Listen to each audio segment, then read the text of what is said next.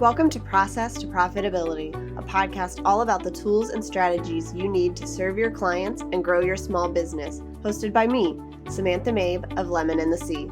Join me as I chat with creative entrepreneurs and small business owners about how they built and grew their businesses and how you can do the same in a way that fits you. Let's get started. You're listening to episode 134 of Process to Profitability. Today, I'm talking about building an engaged email list with a quiz with Esai Arasi. Esai is joining us today to talk through why quiz funnels are such an effective tool for building your email list. She walks us through choosing an idea for your quiz, planning and writing the questions and results, and what comes after someone submits. She also shares her recommendations on quiz software and how to build a quiz that brings the right people into your funnels. Esai was an experiential learning specialist who spent 12 years researching and creating frameworks for helping people change their behavior. Since 2016, she has been using her expertise in helping introverted copywriters create and sell productized services, courses, and high-touch masterminds. One of the ways she does this is by creating quiz funnels that build highly engaged and qualified email subscribers. This episode goes into so much detail, and she has graciously created a workbook that you can download. You can find the links for that in the show notes to help you take notes and make sure you don't miss anything through this episode. And then you can take this and take action for your business. If you enjoy this episode, please leave us a rating and review on Apple Podcasts. It helps other people find the shows and helps us bring on more amazing guests. Hi, Esai. Thank you so much for joining me today. Thank you for having me, Samantha. I'm really excited. I read your bio at the beginning of the show, but I'd love it if you could tell us a little bit more about who you are and how you got started in your business. So I come with a background of almost, I think, around 13 years in corporate training, specializing in experiential learning. So essentially, I've spent over a decade trying to answer these three questions. Number one, how do we help people change their behavior? Number two, how do we make that change last? How do we make the change stick? And number three, how do we do this at scale, right? Instead of having to do it one-on-one or one is to few, how do we do it at scale? So that when I actually decided to start my own business, I realized that lends beautifully into marketing as well, right? And online course creation. Like essentially marketing, ethical, effective marketing is when we provide value even before people start buying from us, right? We provide value in the way that we market our services, in the way we market our products. And because people recognize that value and that makes a difference in their life, they want to continue the journey with us and they decide to buy from us, they decide to hire us for our services, right? So the way that I started was I wanted to start my own training company. So I started learning about digital marketing. How do I grow my email list? How do I do social media? How do I talk about my services? How do I figure out the tech? And then I started enrolling in courses, AB Porterfield's List Builder Society and the Quiz Funnel Masterclass. And once I did all of that and I started implementing it in my own business, I quickly started seeing results. And the other the friends I made in these courses, they asked me like, okay, so can you actually build that out for me in my business, right? Because I really took to tech instantly. So then when I started doing that, I realized I love that a lot more than I actually did training, because training is amazing. It was incredible. I got to work with people one-on-one, but the problem solving that comes with tech, the joy of putting together a tech stack and seeing this really beautifully working together, that gave me incredible joy. And it's a lot more profitable because it is very, very, especially as you grow and as you scale, the tech that's required often gets very, very tricky.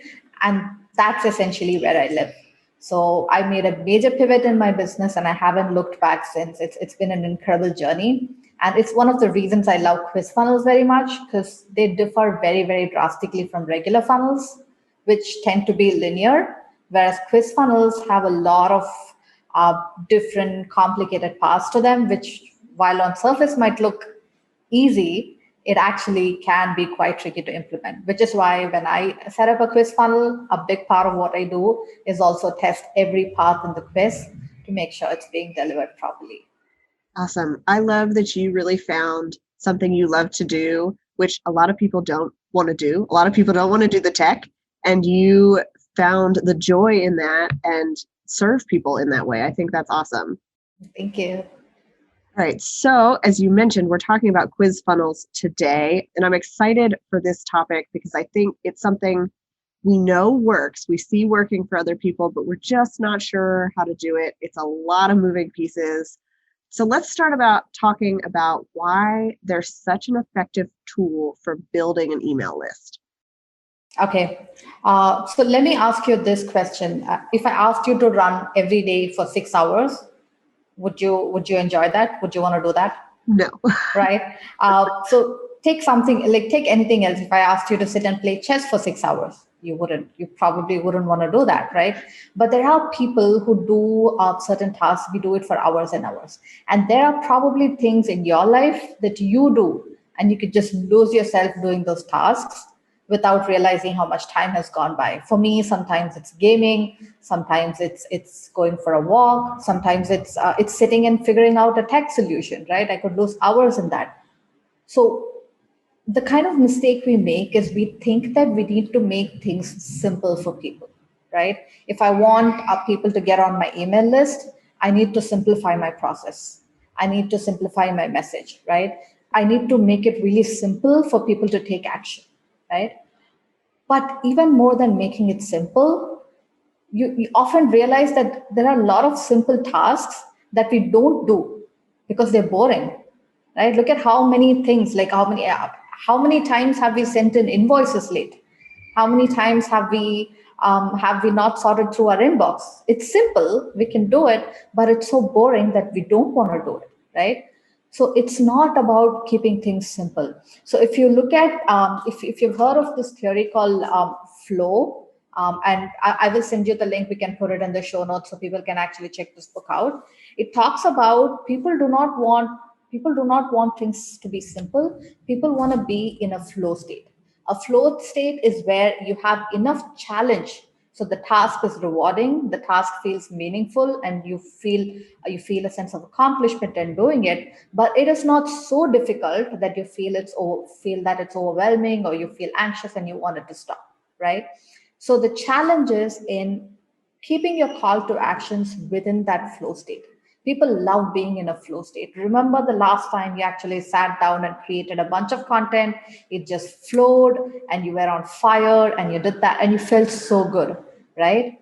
Now, if you create flow for your audience, you're going to make a huge difference not only in their lives but in the way your list grows, because that's the kind of energy that people would not feel in other places where other people are still trying to make things easy for them.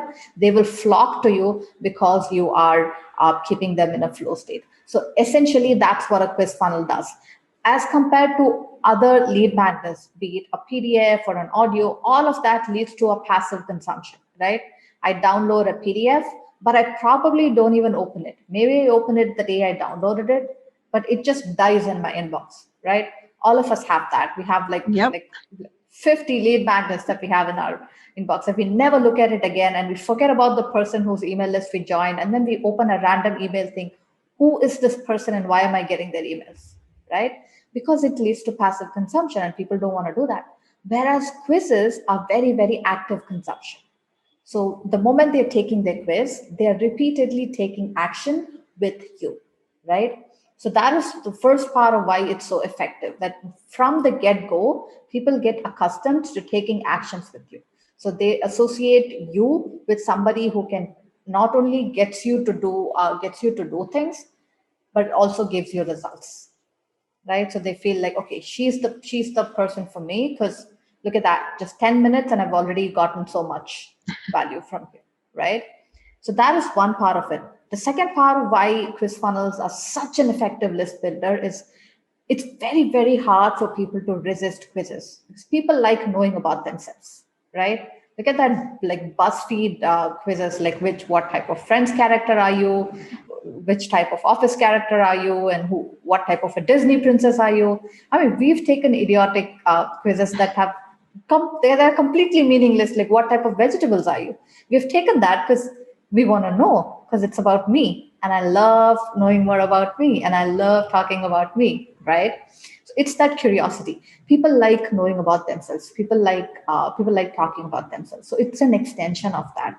So it's hard to resist, especially, and we will get into more detail about this in this podcast, is when you give them the right headline and we hit the right topic for the quiz, it can actually become irresistible for your target audience. It would be impossible for them to not click and know that, because why would I not do that? Right? Yeah. That's why quiz funnels are like hands down the best lead magnet for list building. Awesome. I think that's so true. We've all taken those quizzes. We know so many people that have. I mean, it started back in magazines when you were tearing them out and filling out quizzes there. So it's just an extension of that. You mentioned that what we need to do is figure out like that perfect idea for our target client. So let's start there. How do we decide on what that is? How do we really bring in our target market through a quiz idea? Perfect. That's an excellent question, because that is what either makes or breaks your quiz funnel. Are people clicking onto your quiz? Is that impactful enough, exciting enough for people to want to click through? So there are few ways that I suggest for my clients for where they look for these quiz titles, like the quiz idea or the quiz promise, however you want to call it. So the first one is think about what is it that your ideal audience would want to know that will lead really, really perfectly into your product. So a couple of people who do this really well. Number one is Amy Porterfield. She has a quiz that's called "What Type of Course Should You Create?" Right? It's a fantastic quiz. You take it, and it's irresistible. If you're thinking about creating a course, you want to know, because number one, you want to know what type of course you should create, and number two, you didn't know that there are multiple types of quizzes, right? So you want to know that as well. And I was very excited when I took that quiz, because it immediately told me I should create a workshop quiz. But I was very new in my business, and I realized, oh yeah, workshop quizzes are much easier to set up. It makes a lot of sense for me. So obviously that's what I should set up, right? The second person who does this really well is Jordan Gill from System Saved Me. She has a quiz called "What Type of VIP Day Should You Create?" Right? And again, VIP days is something I had been considering for a while, and that quiz was irresistible for me. Like, yeah, I want to know what type of VIP day I should create. And when I took that quiz, it told me that I have tech VIP days, which means the client does not have to spend time with me, so it's not done with you. That's the way I set up quiz funnels, right? So if you have your quiz creator, the way I implemented works in a day. So in 24 hours, your quiz is set up and implemented. And that really helps me stand out, because often tech implementation can take weeks, if not months, right? Another person like Salma Sharif is a website designer who has a fantastic VIP day on websites. Her core product is website in a day. Imagine a service provider who can just give you your entire tech in just one day, right? So this Jordan Gill's and Amy's quizzes, they're fantastic because they tell you, they solve a pain point for me, but on top of that, they lead perfectly into their product. So once I figure out what type of course I need to create, the next logical step is to buy the course from Amy so she can teach me how to build that course. Once I know what type of VIP day I should create, the next step is to join John Gill's VIP signature course and learn how to implement this, right? So the first process, the first way to figure out what is the ideal quiz promise or a quiz headline that I need to create is to think about what is it that my audience would want to know. That was the first step to them signing up for my course. So for one of that could be, let's say you're a social media manager, a great way to ask is, where are your ideal audience? Which social media platform are your ideal audience hanging out in, right? If you're a funnel designer, you could talk about where in your funnel are you losing leads? Where is your funnel leaking, right? That's a fantastic thing if you're a funnel designer, right? So you could talk about, or if you're an email strategist, what type of newsletters should you send your subscribers, right? So all of these are about your solutions and your service, which is what the quiz will help them figure out. Okay, this is what I want, and then think. And if you think about it, All of these are questions you probably ask in your discovery call to suggest to your client that this is what we should create for you anyway, right? Imagine people come into your discovery call having taken the quiz and having knowledge about your framework and your process, and they know exactly what they want, how much easier that call is going to be, right? And we will get into that later in the podcast in detail about what to do after the quiz. We will go much deeper into how to build on that momentum of them having taken that course and how that leads into a beautiful discovery call, or a sales funnel. So we'll talk about that a little bit later. But let's talk about the second type of quiz that you could create, a quiz headline that you could create. The second type is where you want to segment your audience. Let's say, for instance, as a social media manager, I want to talk about people who would hire me for managing their social platforms, but there are people who would be at different levels. Somebody who's like, I don't want anything to do with it. Just completely take it off of my plate and you do it. A lot of my clients, for them, that's the priority. They're very, very good at what they do. They're experts, but they don't want to be involved in that content creation process, in the hamster wheel. They don't want to be stuck on that, right? So when I ask them, what is your priority? Just take it off of my plate, right? The second type of clients who are like, for me, the quality and the brand voice and the quality of content is most important. I want it to be right there and reflect the best about me and my business. That's the second type. The third type could be somebody who says, for me, the most important thing is conversion. Yeah, everything else, consistency, all of that is important, but conversion is most important. So the fourth client who said, consistency is what I want. So now you have these four types of clients that you serve, right? Now you can create a quiz about what is your social media personality, right? What is your social media priority? Like, what is the most important aspect of social media for you, right? And people will take that quiz and they will know, okay, so this is what I want. Then this is what I need to ask the social media manager. Then you can come in with specific examples about how you deliver exactly that for them, which we will talk about later. So that is the second type. And there are many different things. Once you start to look at it from your business's perspective, you will know that what is it that people want to know that I can tell them. So the logical next step is my product or my service.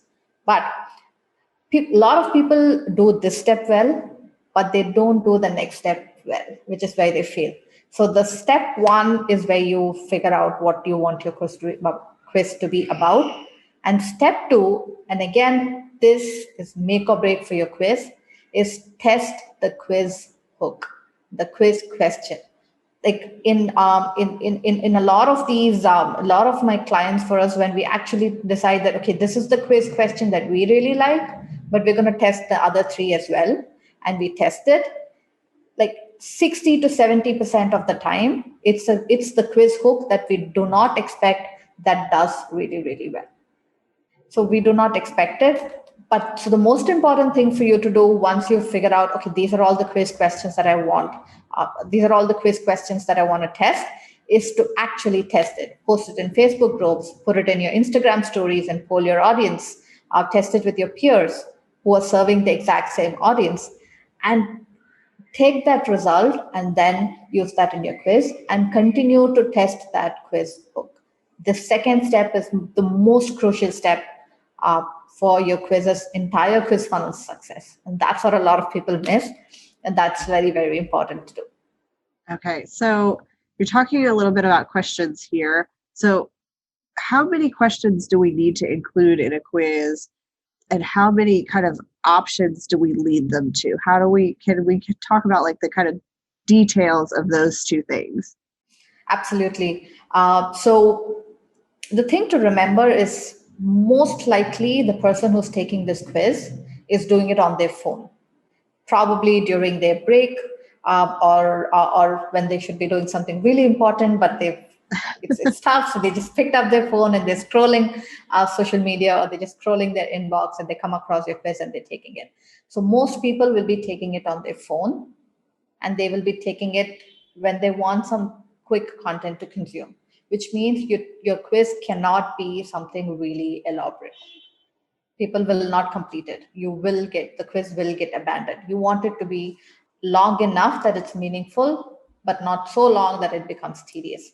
So what we recommend is 4 to 7 questions, depending on how heavy or how light the questions are, how much they need, how much your audience needs to think in order to answer those questions. That is ideal. And in terms of results, and because these results are your buckets, the results are matter to you because you have to set up the backend, right? Right. So the more results you have, the more complicated your funnel and your backend is going to be, right? But at the same way, the fewer results, the less meaningful the results themselves are going to be, Right. right? So you need to. So I recommend 3 to 4 results. But again, you could have 2 results and make it work. You could have 5 results and make it work. So I would really recommend, like, talk to somebody when you're deciding. Talk to somebody who has made a career out of building quiz funnels and take their advice for your quiz particularly. But 3 to 4 is optimal, and it's the perfect amount for you to have a really good backend to back up your funnel, so your funnel is actually profitable for you. All right. That's awesome. I think it might surprise people to hear like you can have a really good quiz with just 4 questions, but I think that's really helpful to know we're not sending people through like this really long thing. We want them to learn, but we also want them to actually complete it. Mm-hmm. Mm-hmm. Okay, so you were talking about like the quiz hook and making sure those questions get people to the right place. So let's talk about how we do that, how we write those questions that get people to the right result, that then, we're going to test it later, but how do we start that process? Okay. So what I would do then is, even before you write that question, think about what are the buckets that you're going to put people in, right? Where are they? How are you going to segment them? And then think about what are the characteristics. So let's assume that you're going to talk about what type of what type of course should you create. Let's look at that. Now, then you're going to talk about, okay, what are the different types of courses people can create? So Amy has that. She has this spotlight course, a workshop course, and a signature course, right? So then you want to talk about, so what are the qualities of somebody who needs to create a workshop course? The workshop course is typical for somebody who does not have a big list, somebody who's just starting, and they haven't probably launched quite launched in a while. This is going to be the first course they launch, and they don't have a huge social following. So for them, it makes sense to launch a workshop course. So I have these characteristics mapped out, right? So then I have a few of these segments. So I have email list, I have social following, and I have launch experience, right? So then I look at the next segment. So a spotlight course. A spotlight course is also for somebody who has been teaching a process for a while, but has never launched, probably has maybe or maybe not has launched a course. They want to first test the waters, so they do a spotlight course which can eventually lead to a signature course. Then you talk about, maybe it's not just launch experience, maybe they have launch experience, could also be their experience with the subject matter, having launched that course, have they taught that course? So there's another criteria that comes in. And then finally, for signature course, if you look at it, all of these criteria matter as well. I've launched before, I have a huge email list, or I have a big social media following, and I have experience teaching this particular topic over and over again quite a bit, right? So now when you actually first make your buckets and then you write down what are the different characteristics of your buckets, that's going to inform your questions quite a bit, right? Now, there are 2 types of quizzes that you could create. Number one is what people do is you can have one question which only does the outcome mapping. The other questions are just for gathering information. So only one of the questions in the entire quiz actually leads to results, right? Which is a very popular way of doing quizzes then, because it's still meaningful, because that's all you need to know, right? You ask yourself, so how big is your list? Okay, if this is the list size, you should probably do this. Or just ask people, have you launched before? Like, maybe I've never launched, or I've done a couple of launches, but they weren't so great, or they just went okay. Or yeah, I've launched consistently, but now I want to do it properly. That's all you need to know whether to map this person to a workshop course or a spotlight course or a signature course. So that's all you need to know, and you can just map that. And the other questions could be to understand your lead better and to get information about how to segment that client properly, so you can serve them in the way that they would get value out of. You can do that. The other type of quiz that you could create is where you have multiple questions that go deep into how big is your email list, What is your launch experience? How comfortable are you? Do you have a team that can support you in a big launch, right? Do you have tech experience? So you ask all of these, and all of the answers correlate together to give a result, right? So there are pros and cons to both of these types. The outcome mapping quiz is simple, easy to create, and even the tech is relatively simple to set up and map as well, because you're only mapping the outcomes from one question, right? The con is that often they aren't as satisfying as the second question is, right? The results don't feel as satisfying because obviously you can't customize it as much. Right. You're just going to map one thing. Whereas the second type of quiz, it's a little bit more complicated to set up, but the result can be extremely satisfying because it will really fit me perfectly. Because you're taking multiple data points and you're giving me the answer, then I'm going to feel like, yeah, this result was customized for me. It actually feels like that. So it, again, for you to decide what type of quiz you want to create, you first always look at what are your buckets, and then look at what are the criteria or what are the qualities or attributes of each of those segment or your buckets. And then you think about what is your capacity. Are you going to be setting up the quiz funnel yourself? Are you going to hire it out to somebody? And what type of a backend do you want to maintain, right? And always for quiz funnels, I always recommend speaking to somebody who's done it before, because even people who have just built regular funnels, if they've never built a quiz funnel, they might not understand the complication and the kind of things that can go wrong in a quiz funnel as well. So this reminds me of a really funny story. For a client of ours, we set up this very, very complicated scoring quiz, right? So she had these 16 questions, and each of them had this score of 1 to 4. So then we had to total all of that, and depending on what was the score, they had these 5 results which had to be mapped up. And it was a really, like, my brain was on fire trying to set that up in a quiz platform, because it was very intricate and very complicated. Because if to visualize it, if you know Excel and if you have done this if else in Excel, if you've done the if else formula, this is a nested if. So if this is high, but it's lower than this, and it's lower than that, but higher than that, then this is the result, right? And you have to do that for like 16 scenarios. And the formula was insane. And we still did it. Our promise is that we will build your quiz in 24 hours. And we did do that. But the problem was, at the end of it, no matter what we did, it kept throwing up an error. It kept throwing up wrong results, and we couldn't figure out why. And because that's what we do as a part of our quiz funnel setup, we do very rigorous testing on every path to make sure there aren't any errors. So we kept testing, and we couldn't figure out. The formulas were good, the funnels were good, and everything was properly laid out. We didn't know what it was. Then we realized the results, as we were mapping them, we were using words. We were using one word to denote each result. And when we changed that word on the back end, when we changed the word to a number, the quiz worked perfectly. Because for some reason, that software was not reading words properly, right? These are the kind of things somebody who builds regular funnels would not know, right? They can still learn it and build it, but it's going to take them a while, because they need to go back and do all the research, go to customer service and like talk about what's happening, why is this happening, and like cry, because I cried the first time I tried to do this. I was like, why did I become a quiz funnel builder? I really started questioning like my own existence. Like am I a dumb person? Do I not know that? But it can make you question things like that, even for somebody who's been doing this for a while.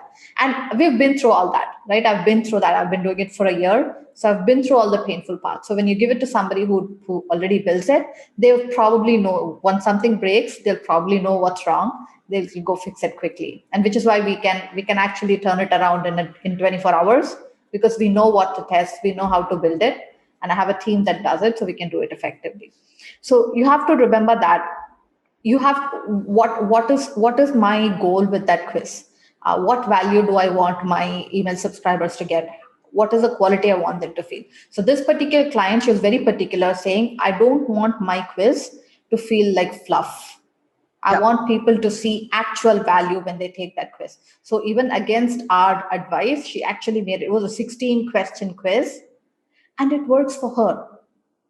Right? It did work for her because she knew what her brand was, and it did work for her. And that's why we gave in when she explained it to us. It was like, fine, we'll build it for you the way you want it, and it works for her, right? So you need to figure out what is the value that I want to give for my clients.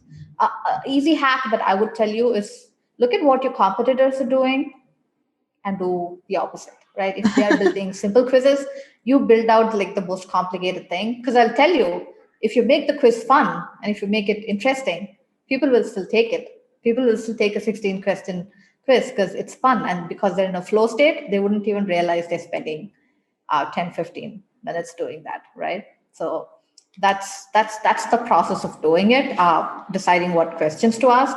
So once you have these attributes, then figure out how complicated do I want this to get, and how much value do I want to give. So it's always a balance between the two.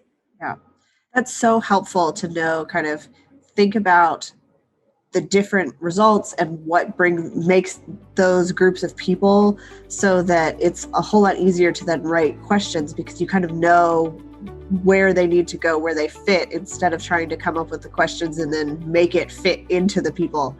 Exactly. When was the last time you checked to make sure your website was healthy? The only way to know if your website is serving your business and working correctly is to make maintenance a regular part of your to-do list.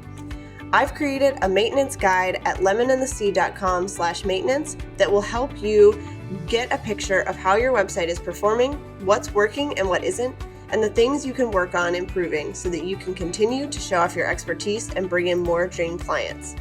Inside, you'll learn why website maintenance isn't something to put off until next week, 15 tasks you should be doing on a regular basis to maintain your website, and the tasks you need to do weekly, monthly, quarterly, and yearly. Get the guide at lemonandthesea.com/maintenance. All right, so we've talked a little bit about this, but where does our quiz lead to? Like, what do those results that somebody gets back, what do we then send them to in our business? Okay, perfect. So the first part of a quiz funnel, what happens right after, is very similar to a lead magnet, a lead funnel, right? So people sign up, they complete the quiz, they give you your email address, and you have, as you would send them a lead magnet, your PDF or anything, you send them the result, right? So right at the thank you page, as the quiz ends, you tell them this, hey, this is your result, but I'm going to send you a much more detailed analysis of this result in your email. So you need to go back, and the best way to do this is to have a video, right? Because this is the page people would be most excited about reading, and they would probably scroll through and read the whole thing, right? Yeah. So have a video on that where you are talking and you're saying, hey, so congratulations on taking the quiz. This is your result. So now you know where you're starting, and here are your next steps, right? So tell them, go to your inbox, confirm your email address if you're not already on my list. That will send you the results, and this is what your results will look like, and sort of talk about what they can expect in the email, right? So the first thing, always like make it a big deal that because they actually completed the quiz and they're getting a result, right? Make it feel meaningful. Because they've taken an action, they are getting a reward. Make it feel like a reward. Make it feel really meaningful that, okay, I've done this. And so they associate that every time I take an action with Samantha, I win, right? Yep. I get rewarded. So that's what I want to do, right? So have that association with them. So that is step one. So this, a lot of people do really well. So people who take quizzes, you'll have a video on the thank you page or the results page. You'll get an email with all of that. But often where people lack is the follow-up right after that, right? Right after people have taken your quiz, that's when they're most ready to take the next step. Because they've identified a need, or they've solved a very critical problem. They finally have clarity on the next step. This is the perfect time to get them to take the next step. So one of the mistakes that we make at this stage is not knowing what the right call to action at this point is, right? So often people go one of the two extremes. Number one, either say, get on a call with me, right? But if they're a cold audience who have landed on your quiz and they've taken a quiz, while they are ready to take action, they might not be ready to get on a call with you right away, right? Because my time is the most valuable resource I have, right? Probably after money, depending on how much money you're asking for. But I don't want to I don't want to book a call to talk to a stranger just because I've taken a quiz, especially right after I've just got the results. I haven't parsed through it yet. You can do that with a warm audience. You cannot do that with a cold audience, right? Another mistake we make is we sort of put them into a nurture sequence. Let me tell me about you. Let me tell you about myself and my how I started my business and the story behind the brand, which is fantastic. But again, we're missing out of we should definitely do that, especially for a cold audience.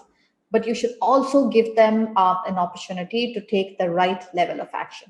So there are two ways that you can do this. Number one is have multiple call to actions. And I know this is not what a lot of experts recommend. I know it's always said that have one call to action, otherwise people wouldn't take an action. That only makes sense when all the three call to actions make sense to me, right?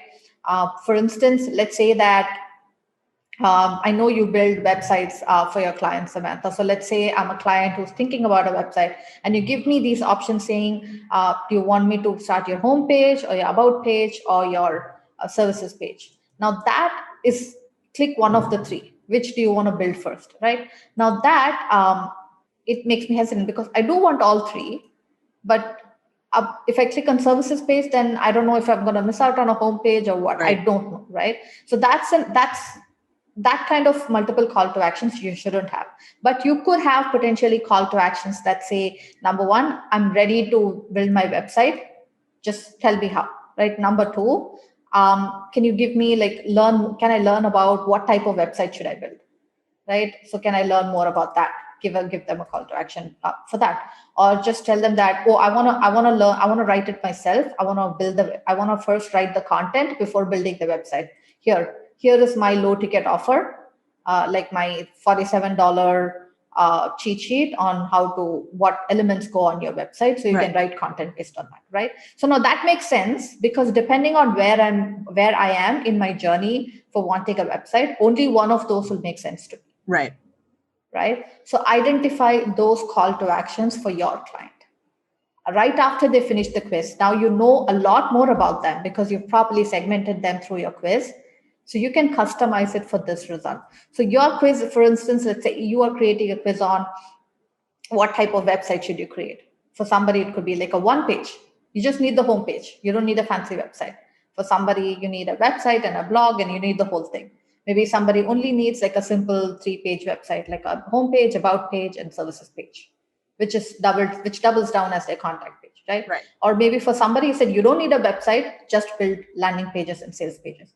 So you don't need it right now, right? So you could potentially say that. So then I take a quiz and then you have these results page. And let's say it tells me that I only need a 1-page website, right? So you could have multiple call to action, say, if you're ready, this is the website that I can build for you. I'm ready. I want my website built. Hop on a call with me here. I'm not sure what my website should be. I don't have my branding. I don't have any of those. Here is my freebie on everything that you need to do to get your website ready. Or I want to write my content, so have this, right? So those are the multiple call to actions you could have, which really takes advantage of their mood right after they've taken their quiz, when they're most ready to take an action with you, and they have these very positive they have these dopamine hits because they've taken the quiz and they've gotten a result and they're swimming in dopamine and they actually want to take action. That's when you hit them with these multiple call to actions. All right, that makes a lot of sense. I think laying it out like, okay, all of the calls to actions that you're leading people to are things that move them further towards working with you, but maybe they're in different places as far as that journey goes. Exactly. I think that's a much better way of saying what I just said. Now it's just different stages based on where they are. You give them a different call to action exactly to move them towards working with you. And another thing that I would often suggest that for a lot of people, and I've felt that with my clients as well, is let's say as a website creator, you offer only the service of setting up the website. right? So what I would often recommend is in your peers, find a collaborator, somebody who can also write the website copy. So you can offer a complete solution for your clients, right? But you can tell them you're not going to do the website copy. You can tell them that, hey, we have collaborators. Right. Hire us both and we will do the copy and the website. That could be one of the options in your website. Because for a client, like, yeah, I want to hire a website creator, but I haven't found the right copywriter yet. Right. Right. So that's what holds people back from hiring your services quite a lot of times. So I always say collaborate, because I collaborate with a lot of copywriters who create the quiz also, but they leave the implementation to be because they don't do tech implementations. Right. Right. So that for their clients, they're happy because they have a VIP quiz day. For instance, Alison Carpio is one of my clients, and she has this quiz VIP day where she spends a day working with you, creating your quiz, and you're done. And once you've done that, you can book a VIP day with me where I build out your quiz. So your quiz is just, it's ready. Like within a week, you can have everything up and running and start collecting leads. Yeah.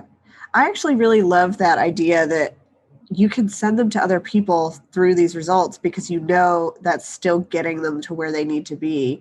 And you don't have to be afraid of like, no, they just have to stay on my list and they have to stay with me and learn from me.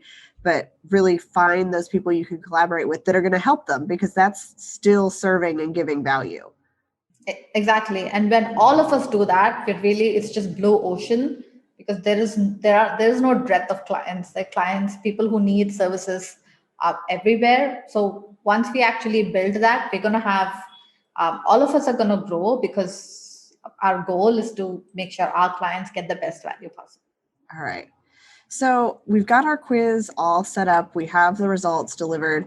And we talked a little bit about kind of advanced lead scoring through these questions to get an understanding of people. Can you talk about that just a little bit more, how we can learn more about people through the quiz that they take? Mm-hmm. Perfect. So you have to, so this is what I was alluding to a little bit earlier in our call. We have to start thinking about our quizzes as a discovery call. Think about what would you do during a discovery call. So you're doing two things. Number one, you're trying to learn, you're trying to learn more and more about your prospect. You're trying to learn what are their pain points. You're trying to learn more about who they are and how you can serve them and all of that. And then you're going to use that in your sales process when you shift to, okay, so this is why my service is a good fit for you. You're going to use all of that. So you need to do that in your quizzes as well. You need the information that you collect. A lot of times we just let it float and let it go. But instead of that, if you actually capture that, you can do incredible things when you start sending out emails. And I know a lot of people start out with ConvertKit, which is a free, which is free up to 1,000 subscribers. But I highly, especially for service providers, I highly recommend Active Campaign, because there's just some mind-boggling magic you can do with lead scoring in Active Campaign, which you cannot do in any other software currently in market except for enterprise level software, right? So Active Campaign CRM is the only non-enterprise software which does this kind of sophisticated stuff that can literally be magic for you, right? Because the difference between course creators and service providers is that for course creators, it's they're like Coke and Pepsi, right? They're marketing. It's like ads everywhere, content everywhere, keep attracting people because your product is always available. Right. Right. And no matter how much the consumption is, you can ramp up production and just sell to everybody. Right. So that's how they work. But service providers, we are not like that. We cannot, if like today, if tomorrow, Samantha, you get like 100 people come to you and say, I want a website built, you cannot serve them. No. Right? You cannot. And we don't need 100 people to buy from us to be profitable either, right? To be extremely profitable and to do really well. And similarly, like course creators have this, okay, this course is going to launch in September, and they ramp up pre-launch and post-launch, pre-launch content and all of that. But that's not how service providers, they're not like, okay, I'm ready to write sales pages. Who wants some? That's not how it works, right? People decide they want sales pages and they reach us. So this is called account-based marketing. instead of mass marketing. So the kind of things you can do with quiz while capturing data and with lead scoring is that you can really capture all of this data, your ICA, as you have it. You can think about who are the people who buy from me, right? So you could take about in my quiz, people who answer this question generally tend to buy from me a lot. So I go back and look at who are the people who bought from me. So I would say, let's say for quizzes, copywriters tend to buy, have me build out their quizzes quite a bit. People who are not, who say tech, nope, I don't want to touch it. Right? People who say that. So in my quiz, if I ask them, how comfortable are you with tech? Somebody who says, I can maintain it, I just don't want to build it myself. Right? And somebody says, nope, not my cup of tea. I don't even want to know how it works. Just build it and give it to me. Right? So people who answer the second, I know that these are the people I need to focus on more. But our email list is just this humongous, this monotonous, this huge list. We don't know what's what. We don't know who our most qualified buyers are. We don't know who our most engaged subscribers are. There's no, unless we do lead scoring, we don't have an answer to any of these. So with quiz funnel and lead scoring combined, you can actually give weightages to your quiz answers, right? For instance, somebody for me who comes to me and says, I want my quiz funnel built. Somebody who says, I hate tech will get a higher weightage Right. for that answer, right? And lower weightage is saying how important is lead magnet for you. No, if they're already on YouTube and they're doing tons of reels and all of that, they probably don't need quiz funnel as much because they could still grow their list, but it's not a big pain for them because their list is already growing through other things, right? But somebody else who says, I don't want to be on video, I don't like dancing in reels. I want to grow my list by giving value, right? So if somebody answers that, and again, higher weightage to that answer. Yeah. Right. So that way, in my email list, when I map out these with the quiz results, I know who my best potential prospects are. So what am I going to do with active CRM? I can consistently get a report of who my best audience are, and I can make sure I follow them on social. I make sure I comment on their posts. I make sure I talk to them on their DMs, right? And if they reply, I know to reply to their emails with the bigger answers, better answers, and spend a little bit more time, and maybe even do personal reach outs based on that. Okay. Right. So there's fantastic things you could do with Active Campaign, especially if you have a Facebook group. You can capture answers from in there, and there's like tons of stuff. You can score people based on how much they're engaging in your Facebook group and all of that. But quiz answers are your most telling because you've designed it to get information from people. So when you use it for lead scoring, it converts your monotonous list into people of, hey, these are the 10 people who look like they're launching something soon. They are getting a lot of leads and their customers are asking to see their website. So they are probably thinking about building a website pretty soon. So then these are the people I need to follow up with. That's so helpful. I think really figuring out like those things and taking the time to set it all up, and then who to spend your time on instead of feeling like we're just talking to everybody and nobody. Mm-hmm. And that's most important, especially for service providers when their time is limited, because after marketing, we actually have to do the client work as well. Yes. All right. So let's really quickly talk about any tips you have to kind of drive traffic to your quiz so that you can get in front of the right people in order to really build this list, because that's what we're trying to do. Mm-hmm, mm-hmm.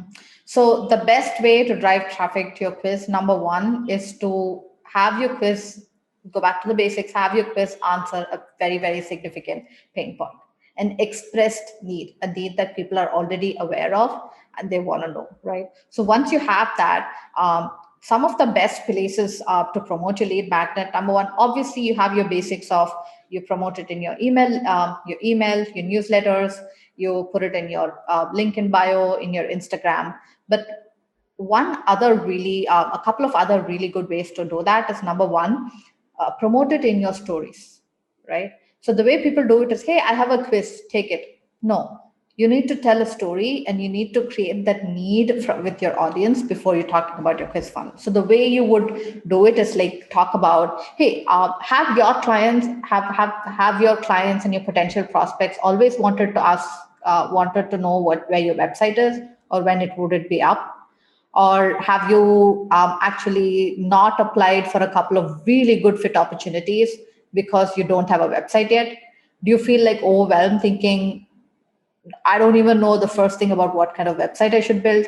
If you answered yes to any of these, take this quiz. It's going to tell you exactly the type of website that you need to create. So you don't have to worry about what the next steps are, because once you take it and you have an answer, I'm going to give you an exact step-by-step follow-up. So you don't have to worry about your website anymore. Done. Right? So what it does is you've instantly taken that worry away from you. Oh God, if I take this quiz, I can stop thinking about this from now because Right. it's Samantha's problem now, right? I've told her what I want. She's going to tell me what to do, and then I'm just going to follow what she says, right? So IG stories are a fantastic way to promote your quiz funnel. The second place where most people are still not taking advantage of is LinkedIn stories. We took a poll. There are a couple of people in my network. They took a poll on, do you watch LinkedIn stories? If yes, how do you feel about it? Or if no, why do you not watch it anymore? And then do you post stories, right? So 90% of the respondents, they said, yeah, I watch LinkedIn stories, but it sucks because nobody's posting anything good. People are just promoting whatever. Remember the way we used to use stories when it came out in IG? We used to use it to promote our post. Right. The only stories would be like, new post, go click on it and find out. That's all we used to use stories for. And they were boring. LinkedIn is there. LinkedIn is there right now. A lot of people are looking at the stories, but not even kind of close to enough people are creating good quality content on LinkedIn. And no matter if you are a service provider, no matter what your service is, no matter who you're helping, you need to be on LinkedIn. And on Instagram, whenever you post something, story will live for a day.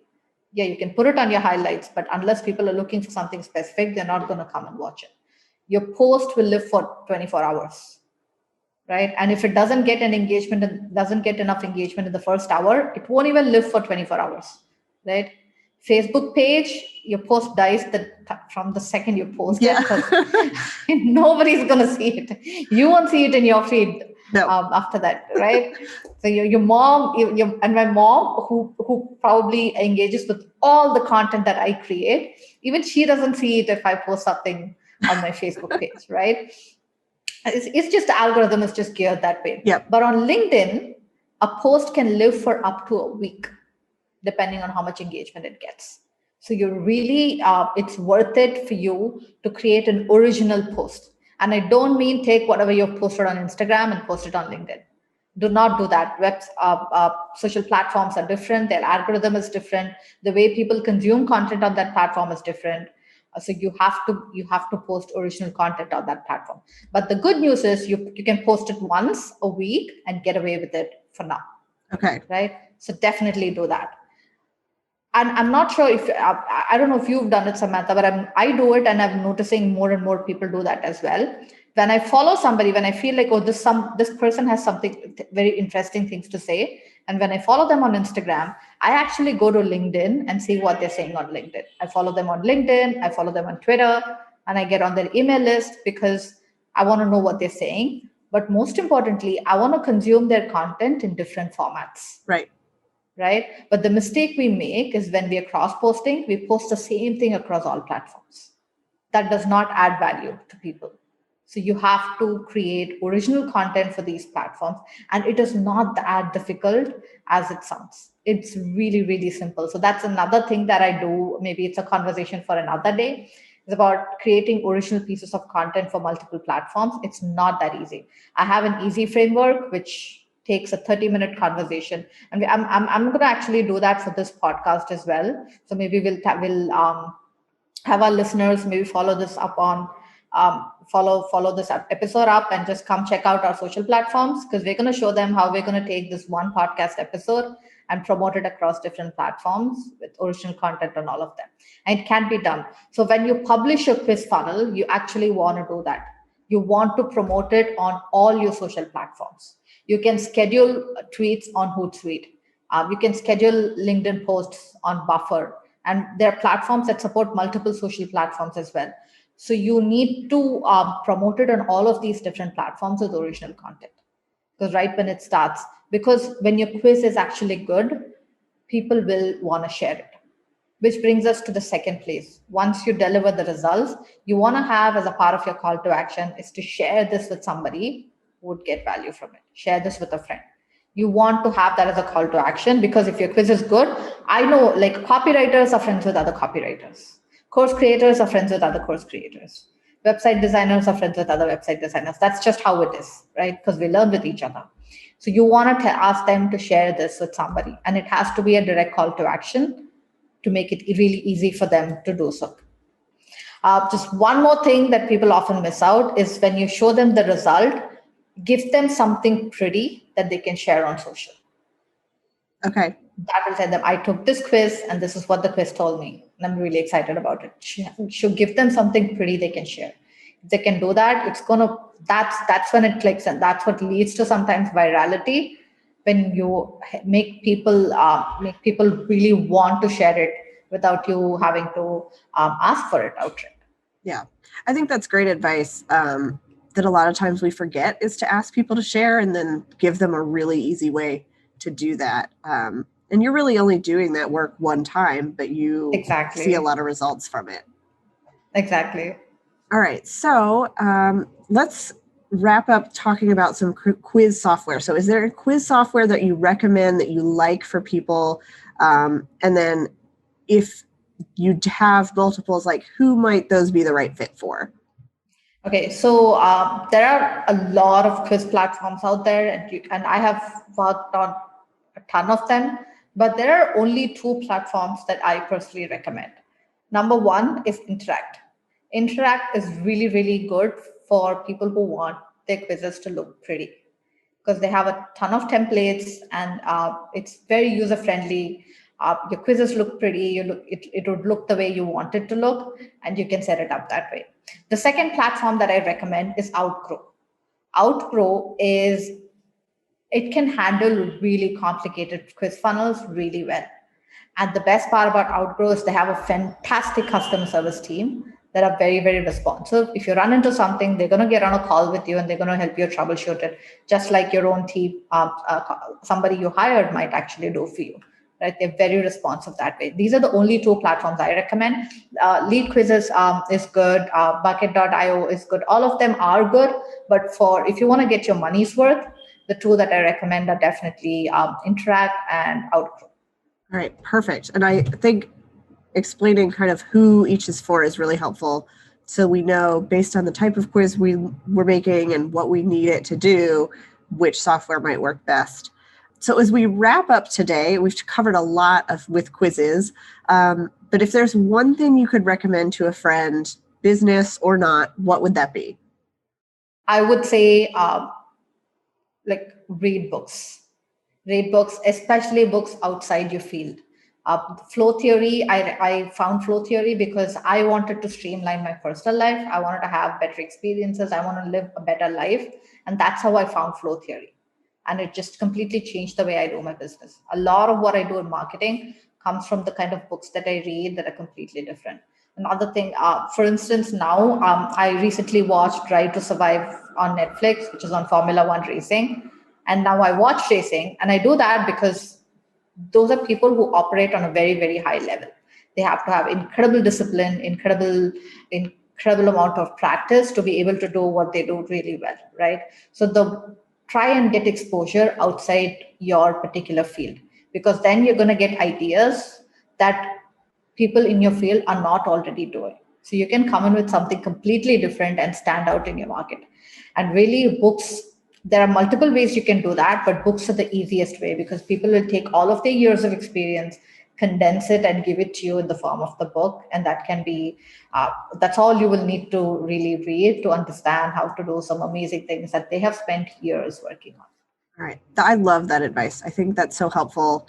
We get caught up in our own little bubble so often, and getting outside of that is helpful for so many reasons. All right. So where can people find and connect with you online?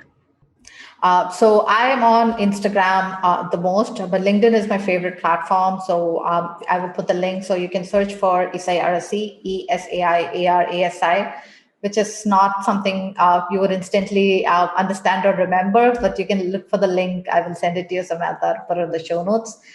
Or you can come and talk to me on Instagram as elysian.in. ELYSIENNE .in which is paradise in French, which is sort of what I want business for me and my clients to feel like. So that's what my brand stands for. So you can come see me there. In terms of quiz funnels, if you want to learn more, there are the three resources that I recommend. Number one is Shanti Zach has an amazing course on quizzes, and she's incredible. She works very closely with Interact, and she has like a ton of good resources. Even her free resources are amazing. Her disc framework is amazing for any beginner to create a quiz around. So definitely check her out. Her course, if you want to do it yourself, if you want done with you, then my client Alison Carpio has a VIP day on quizzes. So she will sit with you for 6 hours. You'll just have your quiz created from scratch, everything you need to do done in a day. And if you want completely done for me, like I don't want to think about it, I'll tell you, and you do all the research, you do all the quiz creation and implement. Obviously, that's a service that we provide. We have an entire team. We have about a team of 4 people right now, apart from like except me. So there are 4 more people on my team.